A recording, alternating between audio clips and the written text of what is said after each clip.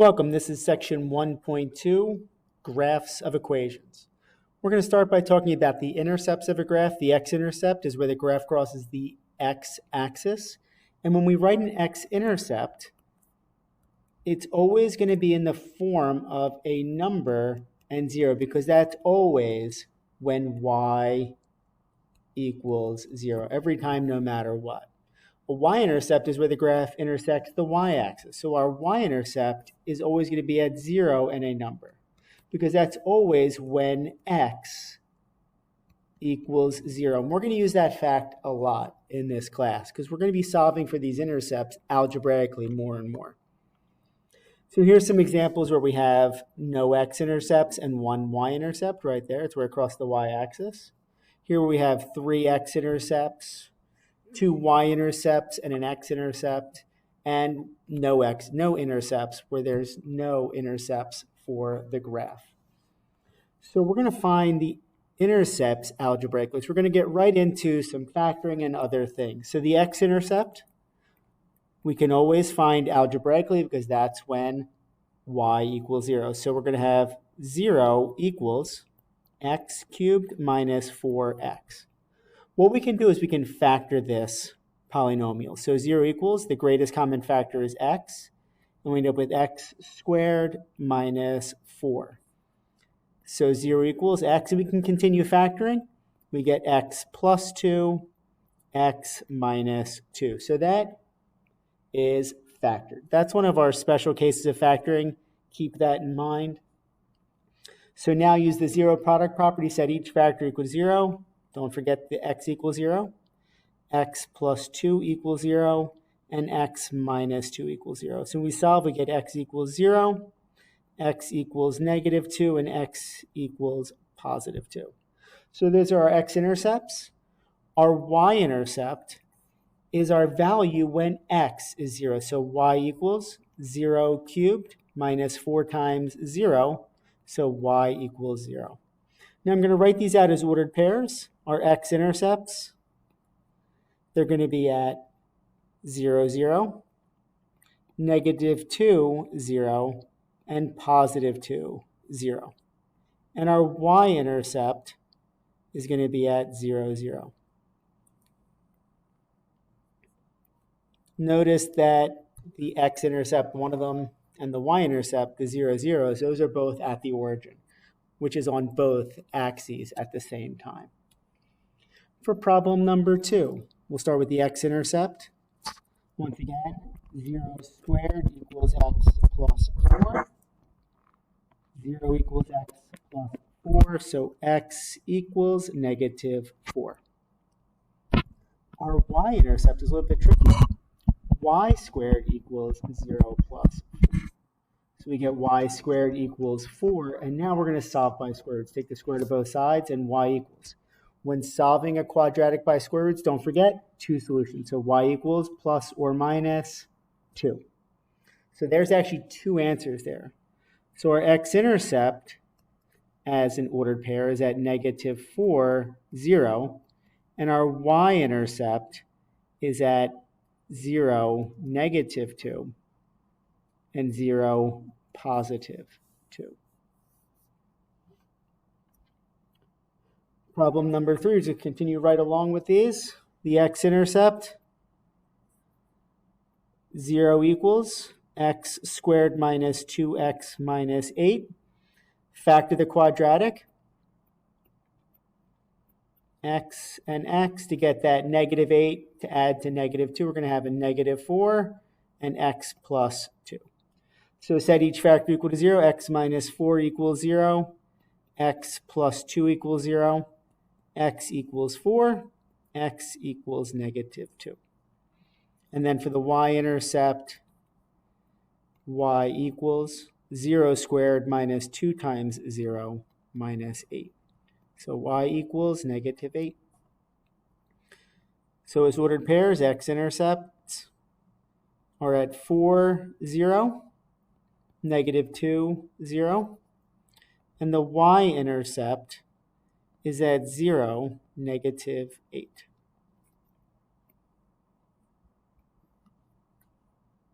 Number 4, the x-intercept. 0 equals negative x squared minus 5x. This is going to be a factoring problem. What we can do is we can factor out not just an x, but a negative x, and then we're left with x plus 5. So negative x equals 0, x plus 5 equals 0. So x equals 0, and x equals negative 5. Those are our two solutions. Y-intercept. Y equals the opposite of 0 squared minus 5 times 0. So y equals 0. So as ordered pairs, the x-intercepts, 0, 0, negative 5, 0. The y-intercept is at 0, 0. Once again, notice the x and y-intercept of 0, 0, that's on that origin. So it counts as an x-intercept and a y-intercept. On the next page, we're going to be talking about symmetry. Now, the graphical test for symmetry. So the first graph shows x-axis symmetry. That if you fold along that x-axis, all those pieces of the line on the top will match up with the pieces on the bottom. Notice that it's x, y for a point, x, negative y. That's how it's going to look. So if x, y is on the graph, x, negative y is going to be on the graph for x-axis symmetry. For y-axis symmetry, think about folding along that y-axis, along that vertical line. And you can see negative x, y is on the graph, and x, y is on the graph. So the negative for x is on the graph. And origin symmetry is a combination of both. You're folding along the x-axis and the y-axis. So x, y is on the graph, then negative x, negative y on the graph. That's a way you can look at symmetry graphically. And we have algebraic tests for symmetry. And that's what we're going to be talking about next. So what you want to do is for x-axis symmetry, you want to place y with negative y and make sure you get the equivalent equation. For y-axis, put negative x in for x. And for symmetry, put the negative in for both x and for y. And we're going to test all three of them just as practice. And I'm going to label them. So for my x-axis symmetry, I'm going to put the negative in for y. So it's x squared minus the opposite of y equals 0. So when I clean that up, I get x squared plus y equals 0. That is not my original equation. There is not x-axis symmetry. Let's check the y-axis symmetry. So now we want to put the negative in for x. So negative x in parentheses squared minus y equals 0. When you square a negative x, you get positive x squared minus y equals 0. That is my original equation. It does have y-axis symmetry. And then just for good measure, here's origin symmetry. So we have negative x in for x minus the negative y in for y. So you get x squared plus y equals 0. Not our original. So all we have is y-axis symmetry.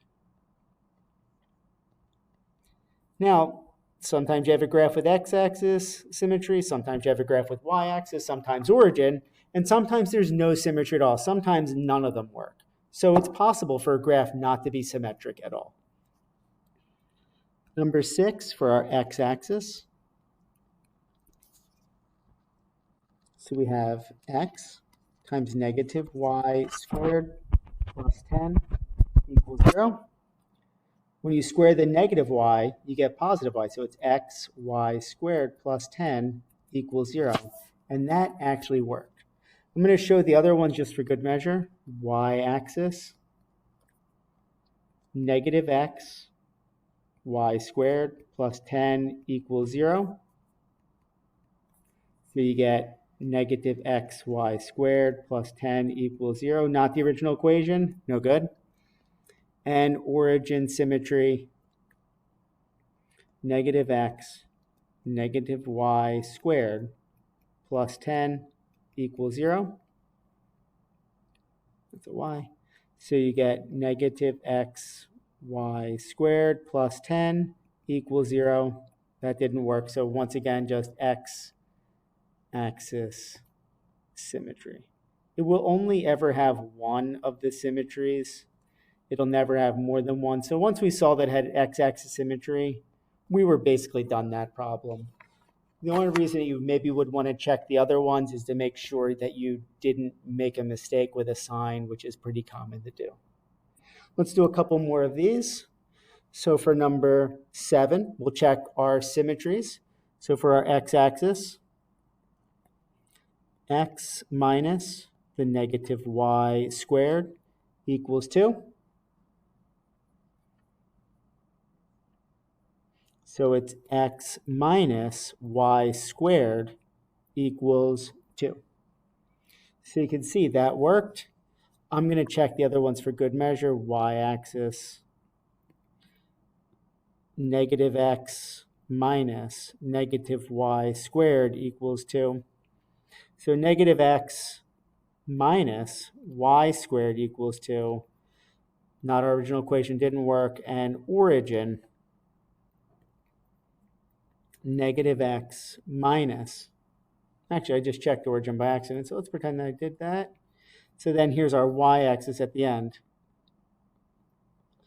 Negative x minus y squared equals 2.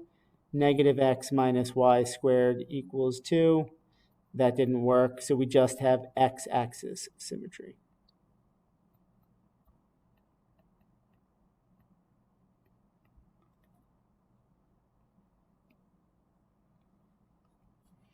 Number 8 for x-axis. So for y, we put negative y equals the square root of 9 minus x squared. Nothing changed really, but you can see they're not the same equation. That didn't work. For y-axis, y equals the square root of 9 minus negative x squared. Y equals square root 9 minus, and when you square the negative x, you get a positive x squared. Same equation, we have y-axis symmetry. For origin symmetry, just to practice, negative y equals the square root 9 minus negative x squared. Negative y equals the square root of 9 minus x squared. That didn't work. So all we have here is x-axis symmetry.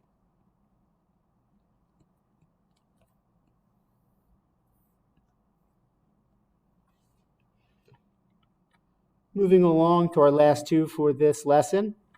9 for our x-axis symmetry. Negative y equals x cubed. Another way to look at that is that y equals negative x cubed. Not the original equation, not x-axis symmetry. For y-axis, y equals negative x in parentheses cubed. When you cube a negative, it stays a negative, so y equals negative x cubed. That didn't work either. So then let's check the origin to see if we have any symmetry at all. Negative y equals negative x cubed. Negative y equals, once again, a negative x to the third. If we divide both sides by negative 1, y equals x cubed. That is our original equation, so what we had here now is origin symmetry. So there was symmetry, and that's symmetric along that origin. So it's got that x symmetry and the y symmetry combined together. And then finally, number 10 for the x-axis. X times negative y equals 4. So you get negative xy equals 4. Not the original. No good. For y-axis, negative xy equals 4. So negative xy equals 4. That's no good. And then origin to finish up. negative x, negative y equals 4. Negative times a negative is a positive. X, y equals 4. And there we go. We had origin symmetry once again. These all had symmetry, but it is possible not to have any symmetry for an equation or for a graph. They don't have to be symmetrical along anything. That's it for the first part of section 1.2. We'll be back again to talk about circles for the next video.